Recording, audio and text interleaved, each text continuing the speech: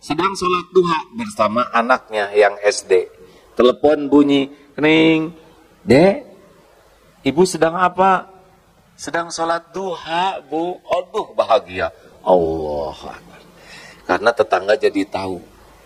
Selesai sholat, anak baik, anak pintar, ibu sayang. Karena bahagia, tetangga jadi tahu. Suatu saat sholat maghrib, sholat asar, 5:30. Sedang sholat, telepon bunyi. Kering, ibu ada? Nak, ada. Tegang. Lagi sholat nih. Sedang apa? Sedang sholat asar, tante. Selesai, kamu ngomong. Berarti dia lebih sibuk dengan diketahui orang daripada diketahui Allah. Tidak ada yang lebih pahit dari berharapnya hati. Allahumma aftah lana hikmataka ya Allah.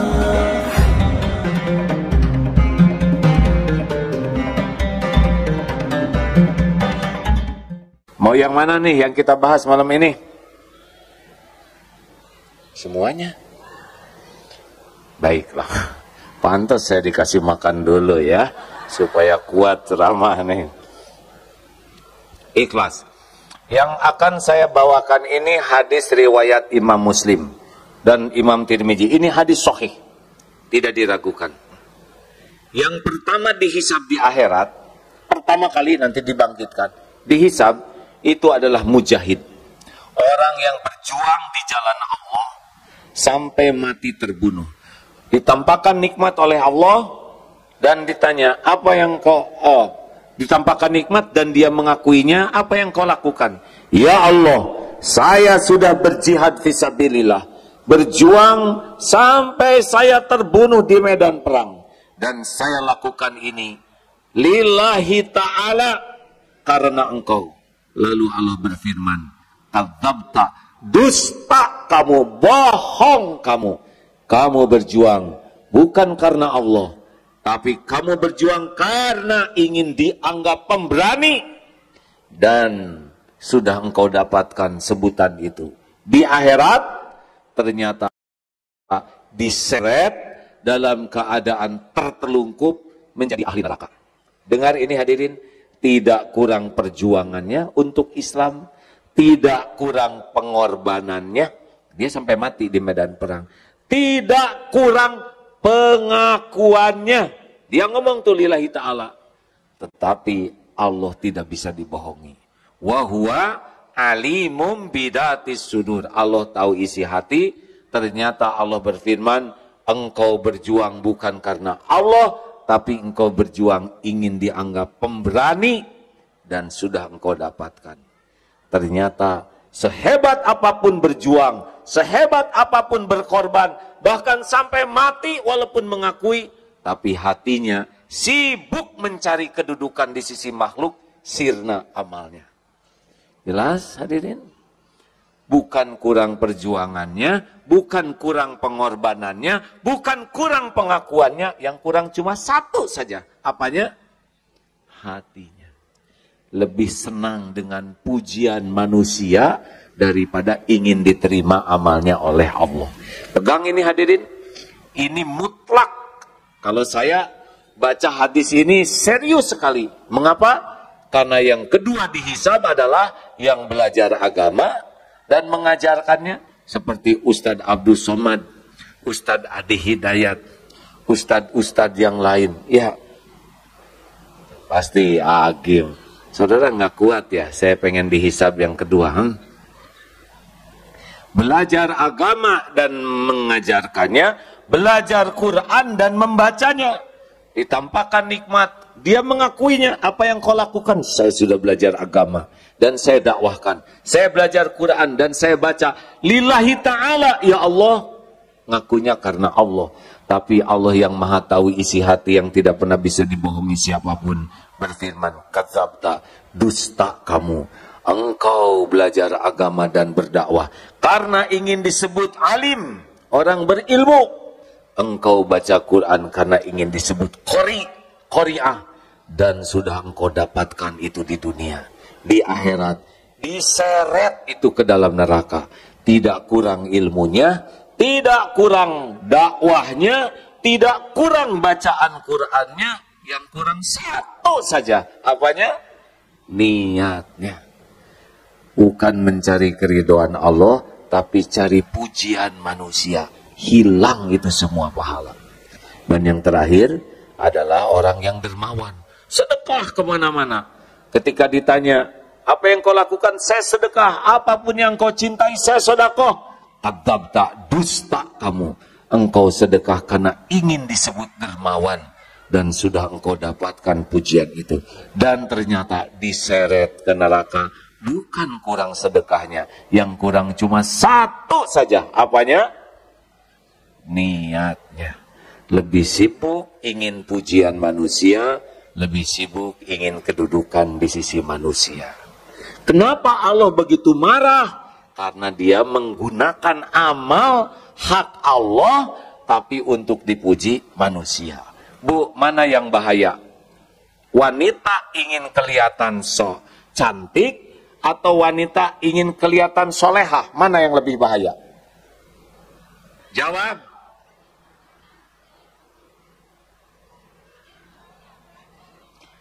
Wanita ingin kelihatan cantik ya normal. Kalau lelaki ingin kelihatan cantik tidak normal. Bolehkah wanita ingin kelihatan cantik? Boleh? Untuk siapa? Jawab. Suami siapa?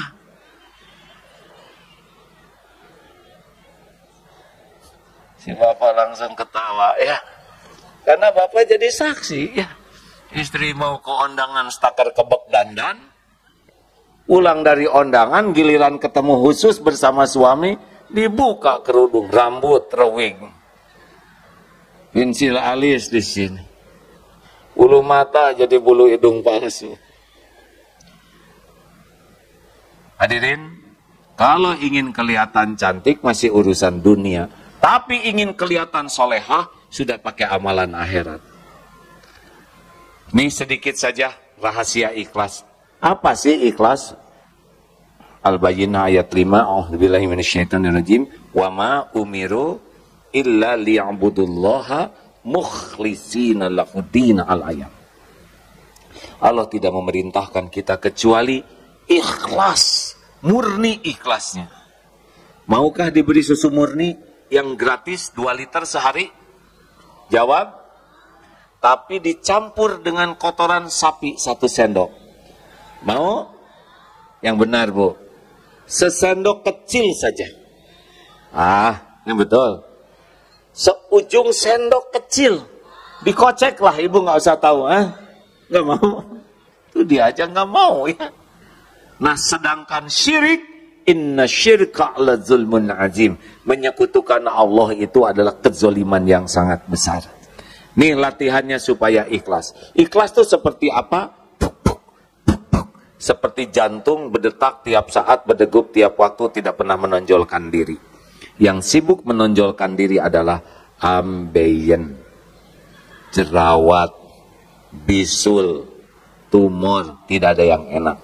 Makanya orang-orang yang overacting, sibuk ingin menonjolkan diri, pasti tidak enak hidupnya. Ikhlas itu seperti akar pohon.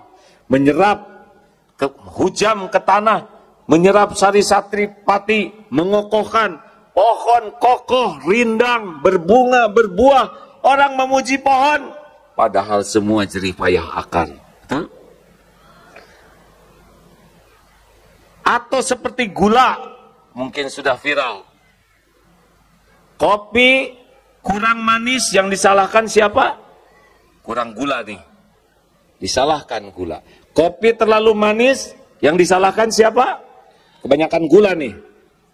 Giliran kopi enak, siapa yang dipuji? Ini kopi mantep benar. Tapi giliran penyakit baru disebut penyakit gula nih. Tapi gula tetap saja manis, benar? Dia nggak dendam. 5 latihan jadi orang ikhlas. 1. Jangan selalu ingin diketahui orang amal kita. Amal fardu, sunnahnya orang lain tahu.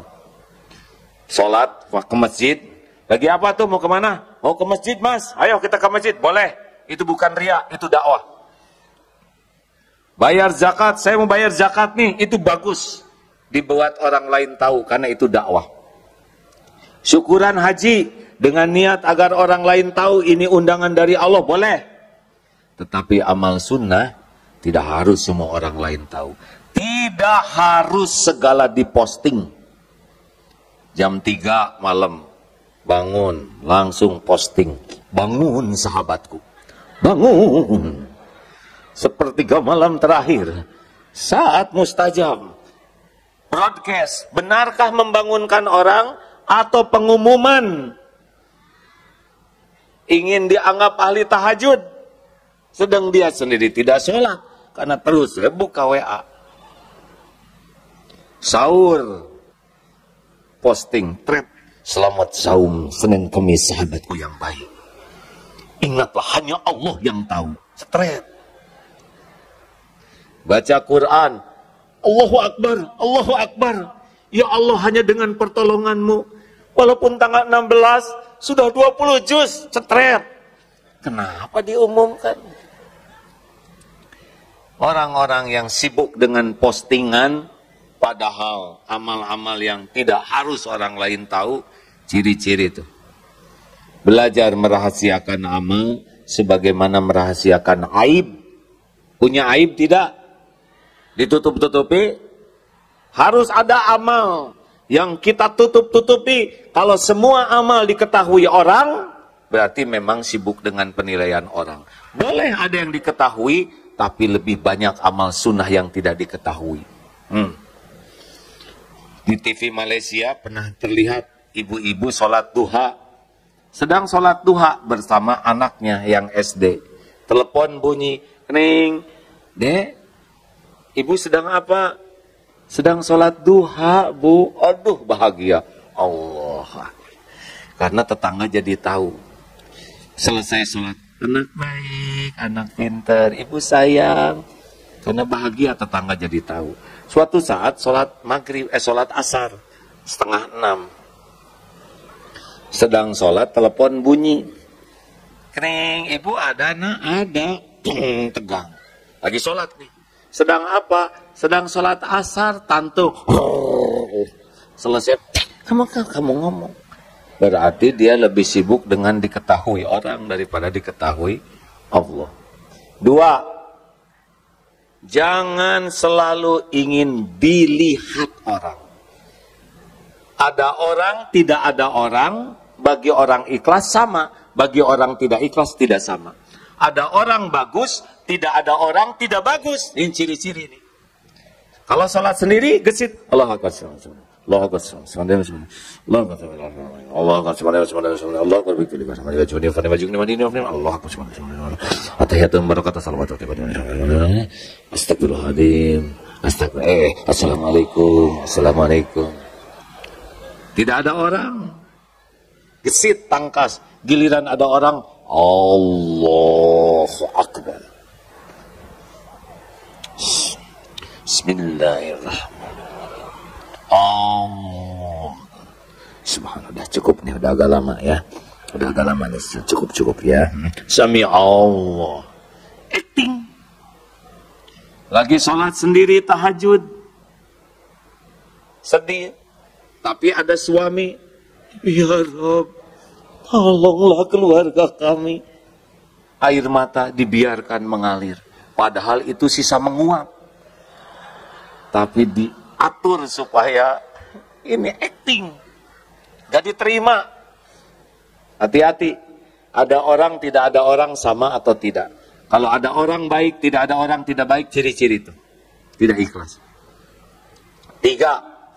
Ciri latihan yang ketiga adalah jangan ingin dipuji, jangan takut dicaci. Dengar ya, kalau dipuji semangat, tidak dipuji tidak semangat, dicaci patah semangat, pasti bukan karena Allah. Karena orang ikhlas, puji, caci, ember jatuh sama. Hanya getaran udara yang merambat ke telinga. Kalau dipuji semangat, tidak dipuji, tidak semangat, dicaci, patah semangat, pasti karena mulut orang dia berbuat. Bu, Pak, saya sudah nyobain takdir dipuji-puji, udah. Udah gitu ada takdir dicaci maki, udah. Demi Allah nih saya bersumpah ya, dipuji rame-rame, dikagumi rame-rame, dihormati rame-rame, jauh lebih bahaya dibanding dicaci maki rame-rame. Karena kalau kita sudah menikmati pujian etik, nagih, pengen dipuji terus, dan itu pasti letih orang yang senang dipuji. Kenapa? Karena orang tidak mungkin semuanya menyukai kita. Luqman Hakim membawa anaknya, nak ke pasar, siap beh, bah, ayo kamu naik. Anak naik, bapak nuntun. Sampai ke sebuah bukit, orang lihat, ini anak kurang ajar nih, ha? Masa dia naik, bapaknya nuntun, nggak tahu sopan santun nih anak. Salah. Anak turun, bapak naik. Sampai bukit kedua, ketemu lagi sekelompok orang. Ini si bapak tega. Masa dia naik, anak nuntun, gak punya perasaan. Salah. Bapak naik salah, anak naik salah. Kalau gitu berdua. Naik berdua. Sampai bukit ketiga, ketemu dengan sekelompok orang. Ini manusia tidak berperi kekeledaian. Keledai satu dinaikin duaan, zolim. Salah lagi. Akhirnya turun dua-duanya, dituntun sampai pasar. Kata orang pasar, ini orang blow on, punya keledai nggak dinaikin. Begitulah. Kata bapaknya, nak sini, itulah manusia. Kalau hidupmu hanya ingin dinilai dan dipuji manusia, persiapkan dirimu letih sepanjang waktu, sengsara sepanjang hayat. Karena manusia pasti beda-beda. Selamat menderita bagi siapapun yang sibuk pengen dipuji oleh manusia. Ali bin Abi Thalib mengatakan, semua kepahitan sudah kurasakan. Dzuktur mararati kullaha falam ajid amarra minal hajati ilan nas. Kepahitan seluruhnya sudah kurasakan dan tidak ada yang lebih pahit dalam hidup ini selain berharapnya hati kepada manusia. Makanya hati-hati, makin ingin dipuji, dihargai, dikagumi, makin sering sakit hati. Jelas? Bu, jelas? Kalau mau dandan di rumah dandan saja, tidak harus selalu nanya, Mas, gimana penampilan saya? Suami kan bingung, mau ngomong apa? Ngomong cakep, enggak begitu. Ngomong jelek, enggak tega. Ya wes, Bu, kamu ini kayak kesemek. Begitulah, itu solusi. Perlukah kita ingin kelihatan rapi? Boleh. Kita rapi untuk menghormati, bukan untuk dipuji. Makin ingin dipuji, makin sengsara. Ingin kelihatan langsing, tahan napas. Jadi kekurangan oksigen. Bu, jangan takut jadi tua. Ya Bu? Kenapa? Karena sudah jadi. Ibu tidak bisa remaja terus. Mustahil.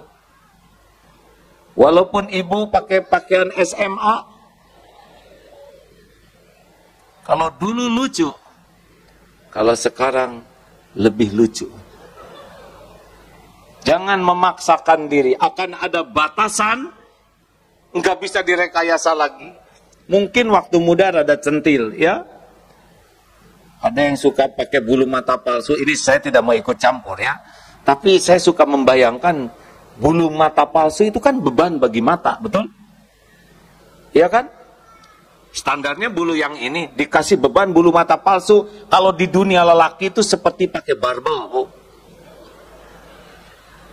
Tiap kedip begini, siap-siaplah, satu ini berotot, atau kalau sudah tua, kelelahan otot.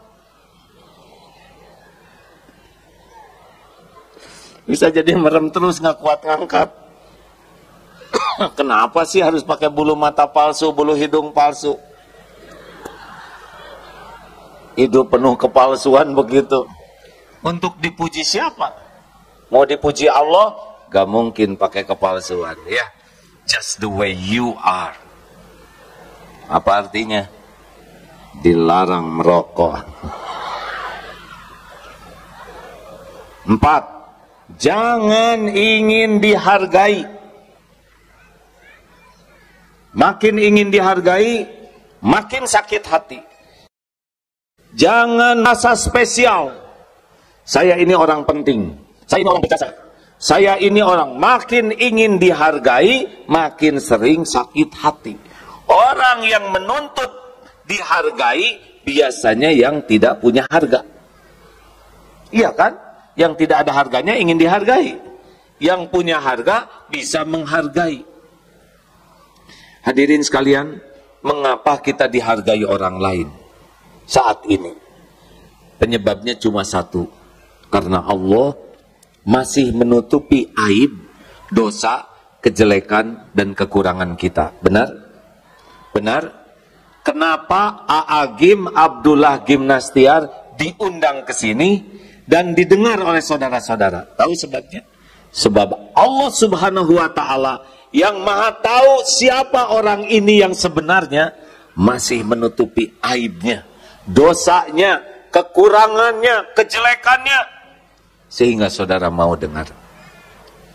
Daripada kita sibuk menikmati pujian, lebih baik kita sibuk dengan apa yang Allah tahu tentang kita. Itulah tekniknya, supaya kita tidak tamak terhadap penghargaan orang. Hati-hati hadirin. Saya cerita sedikit ya.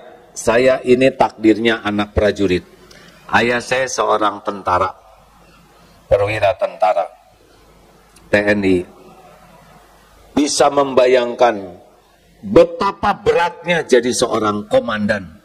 Karena komandan di tentara ataupun di polisi pasti dihormat. Sebab bawahannya dilatih dan digaji untuk menghormat. Mau enek, mau sebel juga. Shh, begini. Apalagi sedang upacara. Hormat! Shh. Apalagi defile. Hormat! Senjata! Waduh. Sini, sini, sini, sini, sini. Kalau tidak hati-hati, penghormatan itu makan. Seakan-akan dirinya terhormat. Padahal sholat belang betong. Ngaji tidak bisa. Zakat tidak bayar. Sudah mampu, belum haji. Tapi merasa terhormat akibat topeng yang dipakai. Ini bahaya. Pensiun masih tetap saya ini mantan komandan. Udah atau komandan udah pensiun, gak usah diomongin. Dia itu dulu anak buah saya. Iya udah waktunya habis ya, sabar. Karena post power syndrome, merasa terhormat dengan topeng. Ada lagi yang lebih ngaco. Tidak semua komandan begitu. Itu hanya komandan error saja yang ketipu topeng.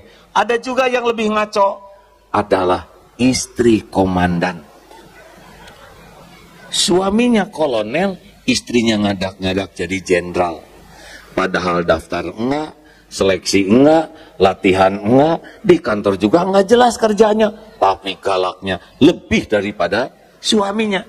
Ini tertipu oleh casing suami. Kamu mengganggu rumah tangga saya, ha? Ini suami saya. Waduh, galak. Pernah lihat yang di airport, kemudian seorang istri pensiunan jenderal yang marah-marah nggak mau diperiksa. Apa salahnya diperiksa, ya kan? Oh, ini adalah ciri-ciri orang yang tamak terhadap penghargaan. Udah mah bukan dirinya yang jenderal, suaminya juga pensiun. Kenapa istri lebih galak? Tertipu oleh ingin dihargai. Ada yang lebih ngaco lagi, anak komandan. Di sekolah nilainya butut, kelakuan jelek, tapi galaknya lebih dari ayahnya.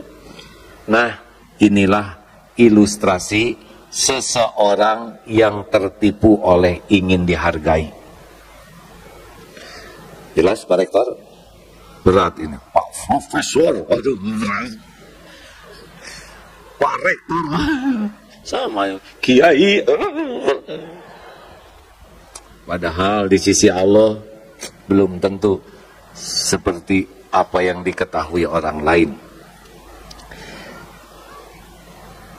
5. jangan ingin dibalas budi. Ulangi. Jawab atuh hadirin. Jangan ingin dibalas budi. Lakukan, lupakan. Lakukan, lupakan. Lakukan, lakukan. Perlukah kita mengingat-ingat jasa baik kita? Jawab. Enak tidak kalau kita ingat jasa kita? Hati jadi bahagia atau jadi nyesek? Jawab. Kalau kita mengingat jasa kita, hati jadi bahagia atau jadi gelisah? Jadi enak atau tidak enak? Nah, itu ciri-ciri salah tuh. Perlukah kita menyebut-nyebut jasa baik? Perlu tidak? Tes. Mas. Coba bicara sama bojomu. Benar kita? Perbojoan. Istriku, aku ini suamimu loh. Padahal istrinya udah tahu. Aku ini suamimu. Aku yang membanting-banting tulang, memeras-meras keringat. Ini rumah aku yang siapkan untuk kalian. Kalian pakai dempul, lipstik, apa itu aku yang beliin. Kalian makan segala dikunyah, jalan kunyah, aku yang siapkan. Jalan-jalan pakai mobil atap beliin, bensin aku yang siapkan. Saya nih suamimu yang berjuang untuk kalian. Dengar ya, kalau ada suami berbicara begitu, bagaimana perasaan ibu? Bahagia atau enek, Bu? Yang jelas, Bu. Bahagia atau enek? Jadi makin sayang, kagum, atau jadi sebel? Tuh, dengerin Pak. Jelas? Nah, kami juga sama, Bu. Apalagi saya. Jangan nyebut-nyebut ke anak, paling nggak boleh, Bu. Ini Ibu Muna. Ini Ibu Muna, kata anak-anak. Ya iya, bukan saya juga udah tahu dari dulu. Kenapa Ibu jadi lupa diri? Ini ibumu, ibu yang hamil, ibu yang melahirkan kalian, ibu yang menyusui. Mungkin kata anak, siapa suruh ya deh ya? Nah kita mah nggak pesen lahir dari ibu yang ini. Nggak boleh hadirin. Saya pimpinan kalian, udah tahu. Dengan kepemimpinan saya itu siapa? Bingung akhirnya. Udahlah, kalau mau bahagia, lakukan, lupakan. Jadilah seperti matahari, hanya memberi, tak harap kembali bagai sang surya menyinari bumi. Tenang hadirin, mau bahagia hadirin? Sudahlah, jadilah orang ikhlas. Gimana supaya ikhlas? Nih, jawab. Ada orang, tidak ada orang, Allah ada tidak? Yakin? Orang lihat, orang tidak lihat, Allah lihat tidak?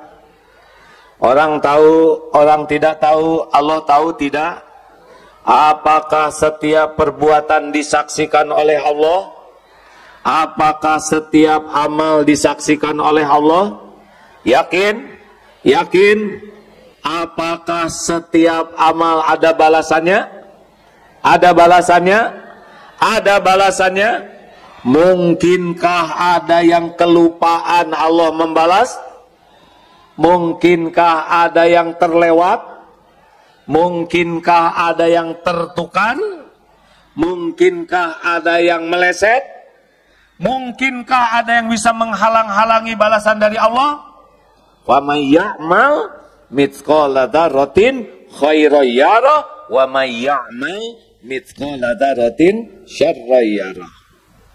Sekecil apapun perbuatan kita, baik buruk, pasti kita akan lihat balasannya. Nah, inilah sebetulnya rahasianya hadirin. Kenapa orang bisa ikhlas? Karena yakin wa kafa billahi syahida. Cukuplah Allah yang jadi saksi.